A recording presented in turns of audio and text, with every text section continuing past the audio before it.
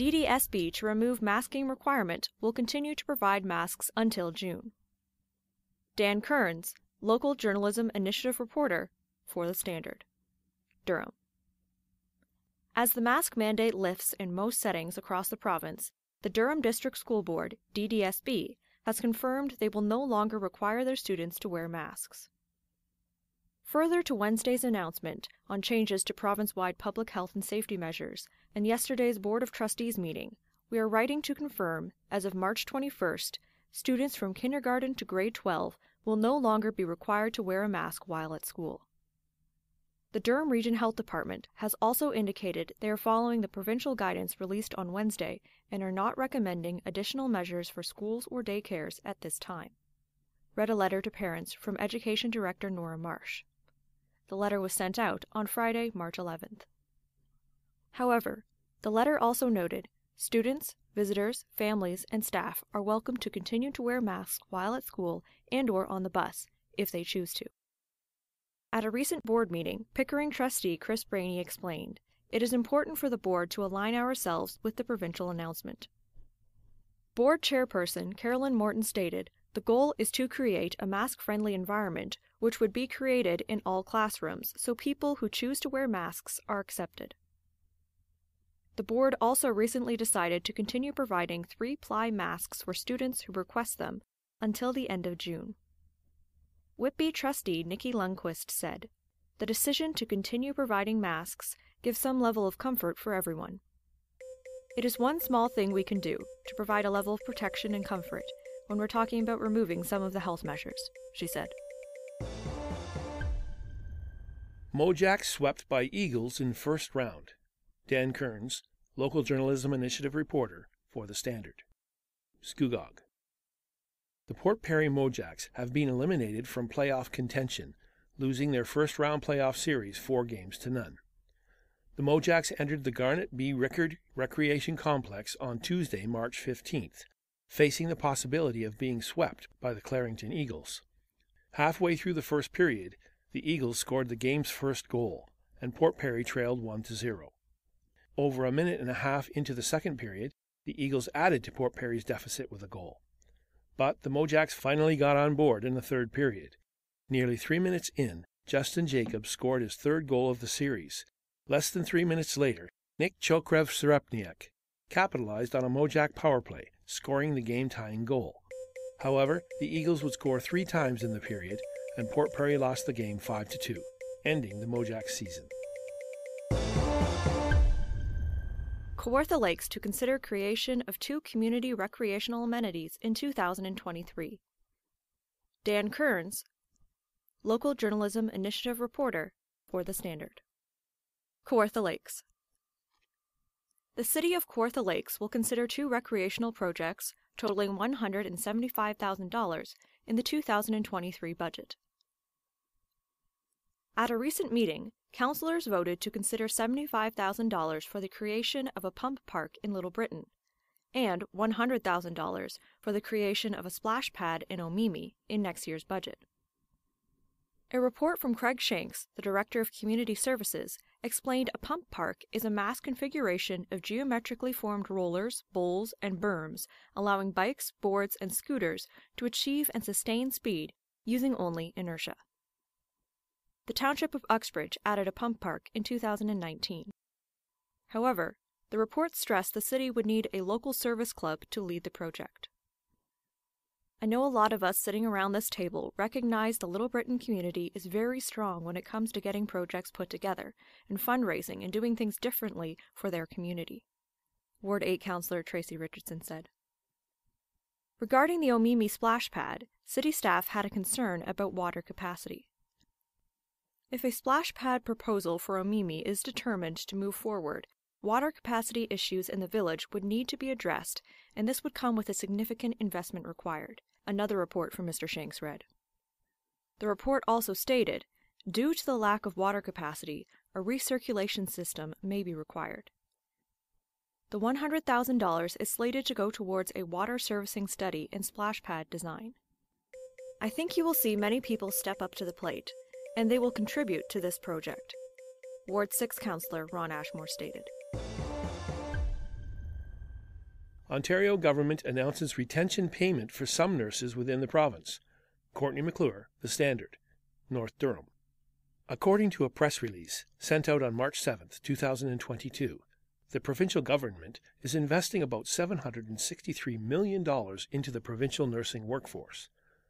This payment is meant to keep nurses working across Ontario's healthcare sector.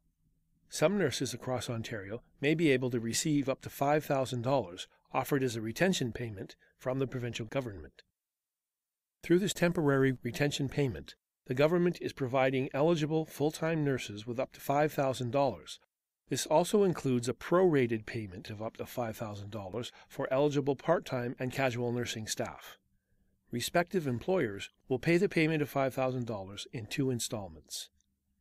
Eligibility includes full-time nurses working in Ontario hospitals, long-term care facilities, retirement homes, and community and at-home care facilities. A nurse may also be eligible if they are working in a mental health and addiction facility, emergency services, or in correction services. According to Catherine Hoy, the President, Interim CEO, and RN of the Ontario Nurses Association, ONA, there are too many holes in the government's criteria. When she spoke to the provincial government, each nurse in Ontario was supposed to get $5,000. When the criteria came out, they changed it to $5,000 for an eligible full-time nurse and prorated for part-time nurses, but in a 10-week block, explained Ms. Hoy. To explain, Ms. Hoy used the example as if she was a part-time nurse changing employers within that 10-week block. Am I going to get it, the retention payment? I don't know, she added. If a nurse works full-time for 20 years and then switches to part-time, they won't get the retention bonus, according to Ms. Hoy. That's why it's problematic, because it's not fair and equal across the board, she continued.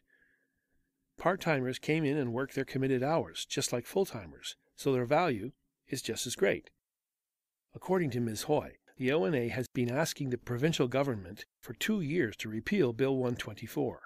Bill 124 was introduced in 2019 by the provincial government of Ontario. This bill limits wage increases for registered nurses, RN, nurse practitioners, and healthcare professionals to 1% annually for 3 years. Healthcare is a female-dominated profession, said Ms. Hoy. Ms. Hoy described the police force as a counterpart to nurses within the healthcare field. According to her, nurses work comparable hours. There are comparable risks within these 2 respective fields, and there's a lot of violence in nursing. She explained, there are nurses who get beat up by patients on a daily basis. The police force makes at least 14% more than nurses, said Ms. Hoy. Provincial elections are coming up, explained Ms. Hoy. I really want to encourage Ontario to come out and vote. She would like people to look at the platforms politicians are putting forward.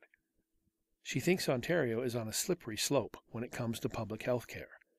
She also thinks the provincial government wants to create a private health care system. She said a private health care system works great for high-income nurses and upper middle-wage workers, but it doesn't help middle and lower-income families. You don't know what tomorrow will bring, and we really need to save our public health care system, she said. The Artist Within, Lauren Walker, special to The Standard. I've learned, as an artist, you must take bold risks. Whether you are a beginner or a seasoned professional, pushing yourself to try something new reveals hidden talent.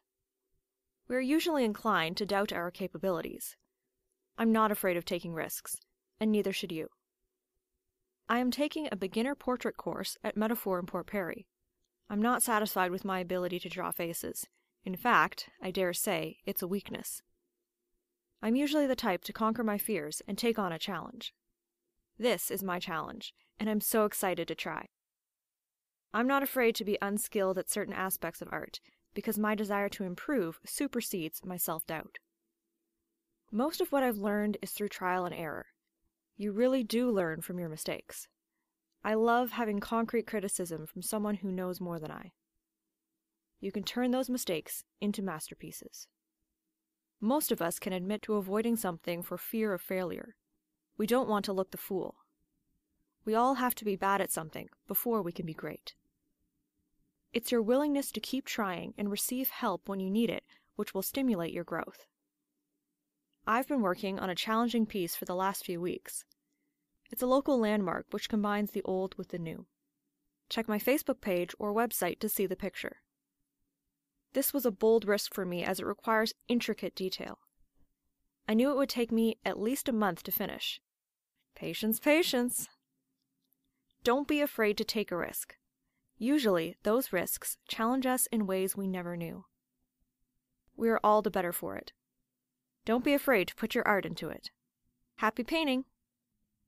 You can find Lauren Walker at http://theartist-within.weebly.com or https://m.facebook.com/artistwithin86.